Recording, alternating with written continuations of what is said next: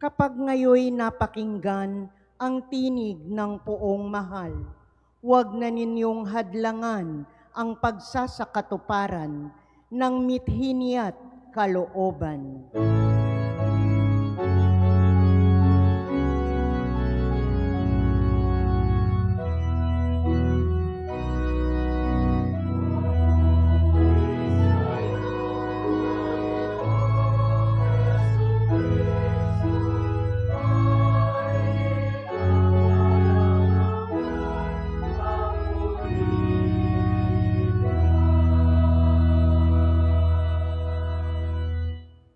Sumainyo ang Panginoon. At sumaiyo rin. Ang mabuting balita ng Panginoon ayon kay San Mateo. Papuri sa iyo, Panginoon.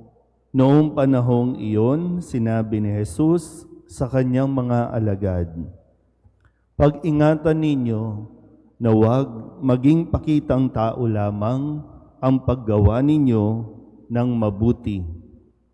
Kapag ganyan ang ginawa ninyo, wala kayong matatamong gantimpala buhat sa inyong amang nasa langit.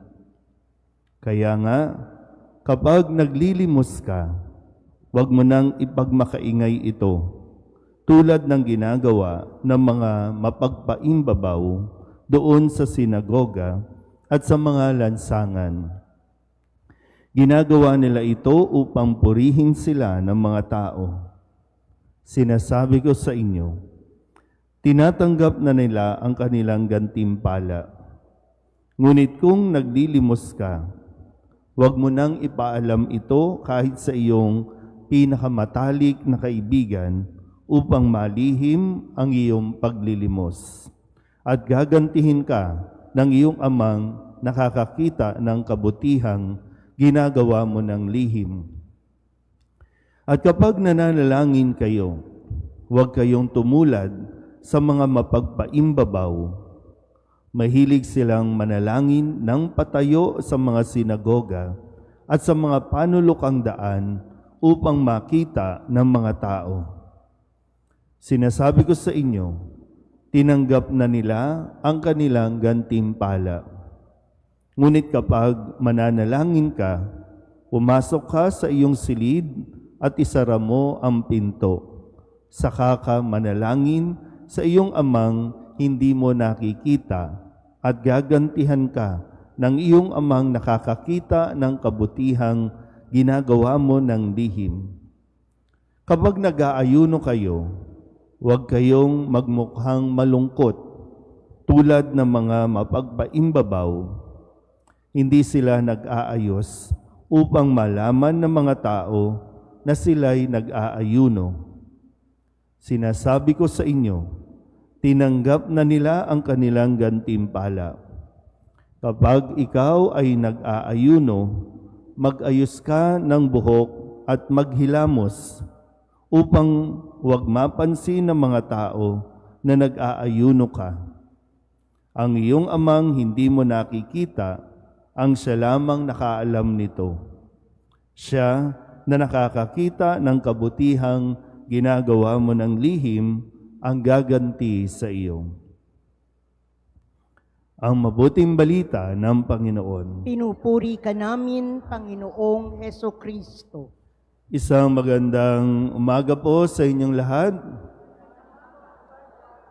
Ngayong araw na ito, Miyerkules ng Abo, ang simula ng Kwaresma.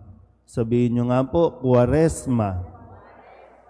So, ibig sabihin ng Kwaresma ay 40 days, 40 araw na paghahanda para sa pagdiriwang ng Pasko o Misteryo Pascual, yung pagpapakasakit, kamatayan, at pagkabuhay. So, 40 days, ganun kahaba, ganun katagal, dahil napaka-espesyal ng ating paghahandaang pagdiriwang.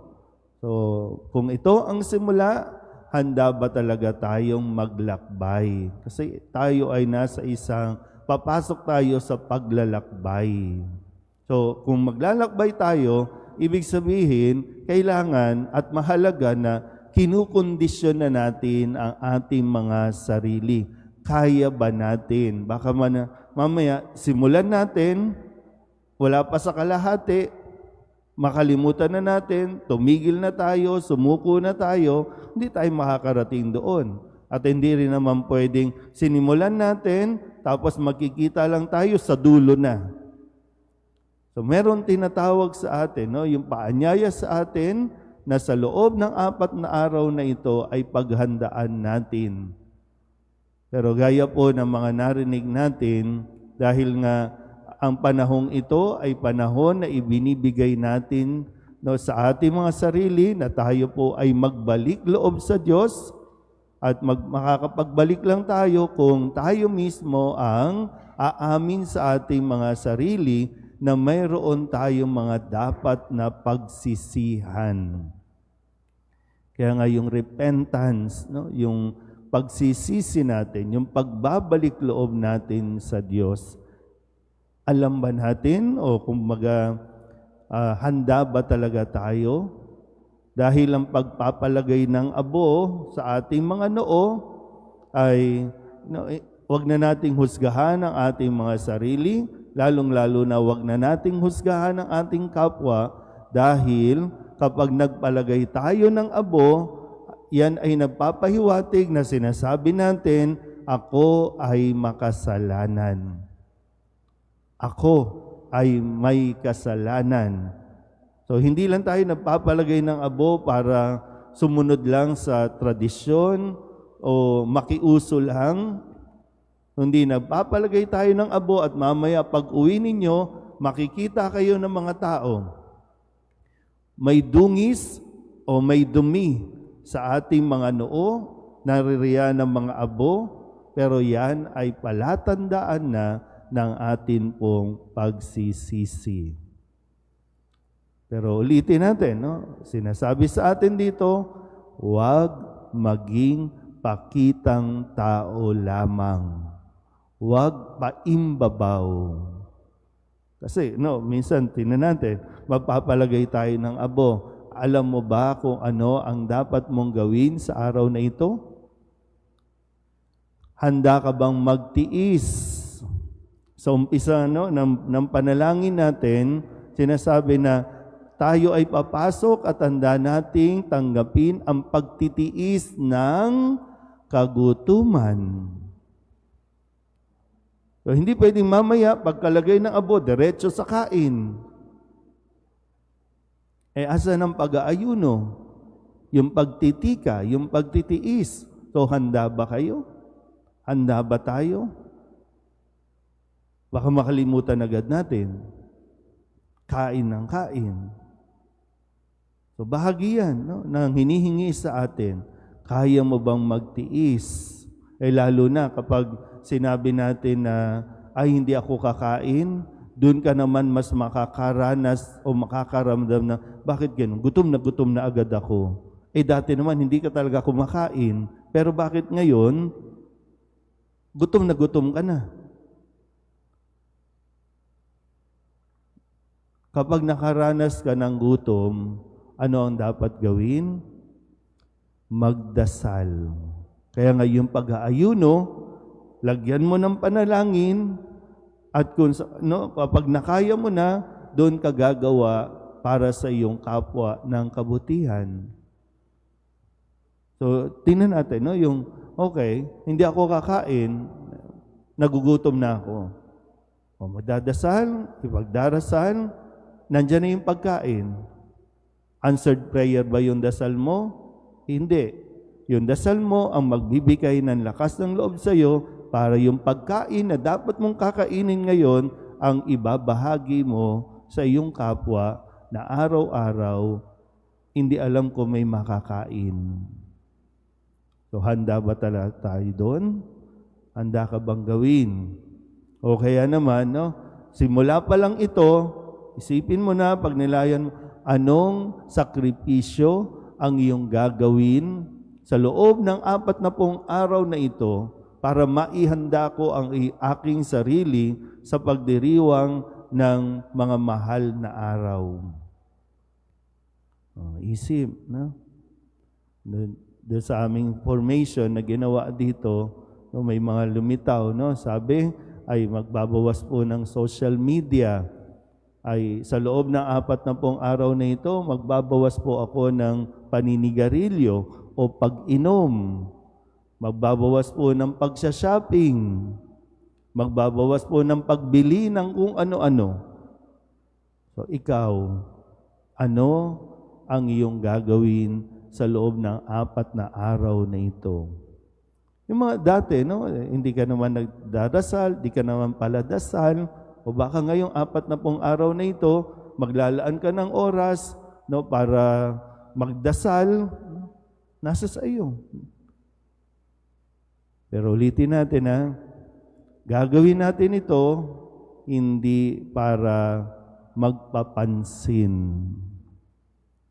Marami na pong tao ang papansin sa araw na ito o sa mga panahong ito.